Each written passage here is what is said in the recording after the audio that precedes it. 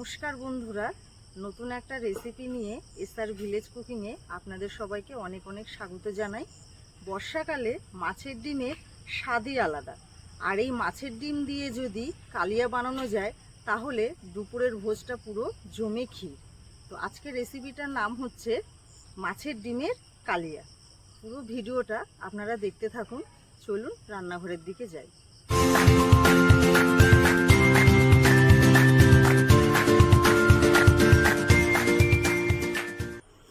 সমস্ত কিছু গুছিয়ে নিয়ে রান্নাঘরে চলে এসেছি। তো মাছের ডিমের কালিয়া বানানোর জন্য কি কি উপকরণ লাগে দেখে নিই। এখানে আছে কাতলা মাছের ডিম, টমেটো কুচি, পেঁয়াজ কুচি। মশলার মধ্যে লাগছে বেসন, কর্নফ্লাওয়ার, লবণ, বেকিং সোডা, চিনি, হলুদ গুঁড়ো, লঙ্কার গুঁড়ো, কালো জিরে, তেজপাতা, গরম মশলা, আদা রসুন পেস্ট আর সাদা তেল। সমস্ত মশলা দিয়ে প্রথমে মাছের ডিমটা ভালো করে মাখিয়ে নেব। পেঁয়াজ কুচি, আদা রসুন বাটা, কর্নফ্লাওয়ার, বেসন, লঙ্কার গুঁড়ো, লবণ, চিনি, বেকিং সোডা, কালো জিরে। এবার সব কিছু ডিমের সঙ্গে ভালো করে হাত দিয়ে মেখে নেব।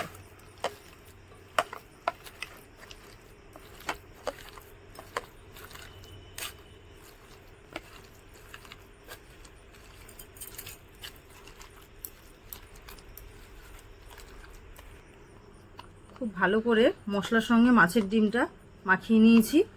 এবার ছোট ছোট বড়া আকারে ভেজে নেব। কড়াইটা গরম হয়ে গেছে, এবার এর মধ্যে সাদা তেল দিয়ে দিচ্ছি।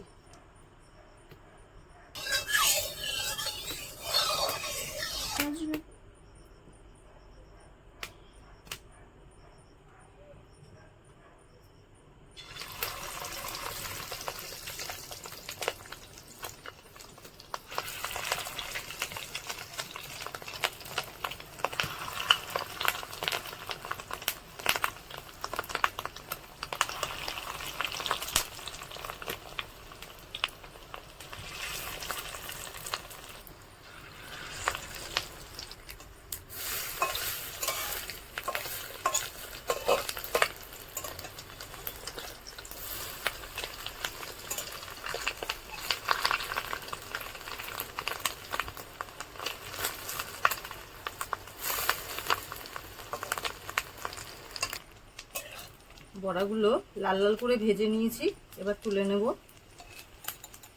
বাকি বড়াগুলো এরকম লাল লাল করে ভেজে নেব।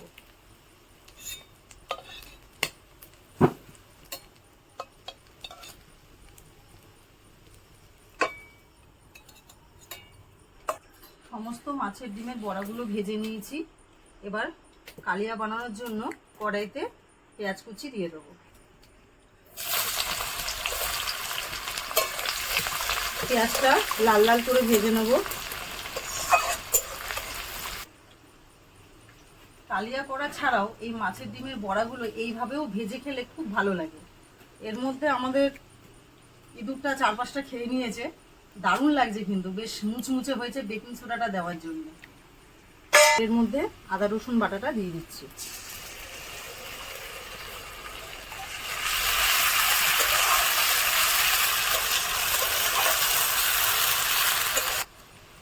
আদা রসুন বাটাটা পেঁয়াজের সঙ্গে খুব ভালো করে ভেজে নিয়েছি।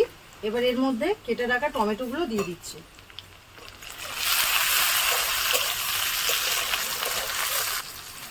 এক চামচ লবণ দিয়ে দিচ্ছি।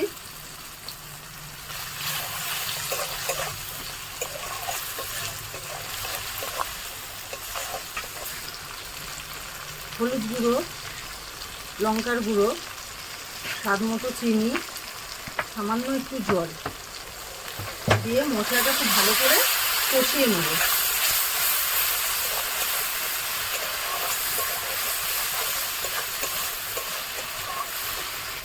দুটো তেজপাতা দিয়ে দিলাম।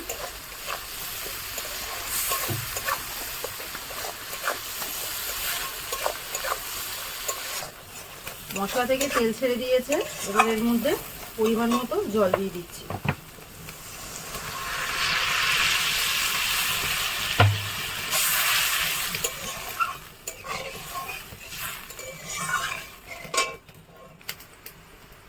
গ্রেভিটা ফুটে উঠেছে, এবার এর মধ্যে ভাজা বড়াগুলো দিয়ে দেবো।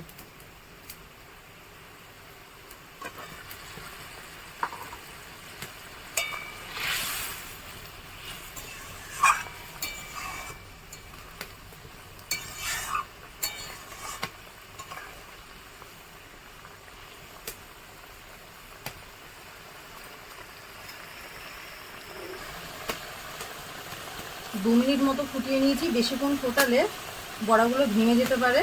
এবার এর মধ্যে গুঁড়ো গরম মশলা দিয়ে দিচ্ছি।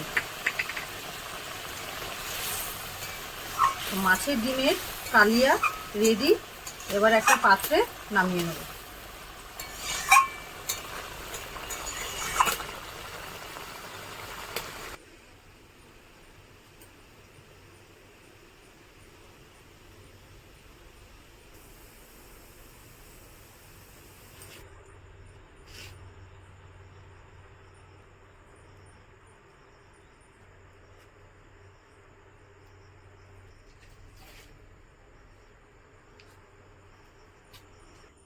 মাছের ডিমের কালিয়া টেস্ট করে বলবো কেমন হয়েছে।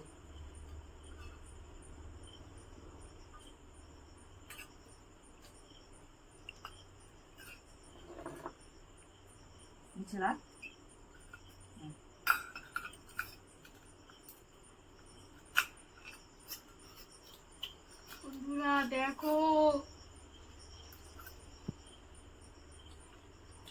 জাস্ট অসাধারণ বন্ধুরা। ছোটবেলা থেকে যা রেসিপি খেয়ে আসছে তো, তার মধ্যে আমার এই রেসিপিটা এত ভালো হয়েছে, মাথা ঘুরছে আমার। জাস্ট অসাধারণ, অসাধারণ। কেউ বলতে পারবে না যে আমার মায়ের হাত থেকে এমন রান্না মনে হয় কেউ খায়নি। এই মাছের ডিমের পকোড়া করে খেলেও যেমন লাগে, আর কালিয়া করে খেলেও টেস্টটা আলাদা, কিন্তু দুটো আইটেমেরই স্বাদটা মানে খুব সুন্দর। আপনি পকোড়া করেও খেতে পারেন, কালিয়া করেও খেতে পারেন, ভাতের সাথে দারুণ লাগবে, দুটোই ভালো লাগবে। আমার মা সবচেয়ে ভালো রান্না করে। আচ্ছা ঠিক আছে, সত্যি বলছি গো মা, ঠিক আছে, রান্না খুব ভালো। ঠিক আছে খা। তো আজকের ভিডিওটা কেমন লাগলো অবশ্যই কমেন্ট করে জানাবেন, আর এই রেসিপিটা অবশ্যই কিন্তু বাড়িতে ট্রাই করবেন। তো আজকের ভিডিওটা এই পর্যন্তই। আপনারা ভালো থাকবেন, সুস্থ থাকবেন, টাটা।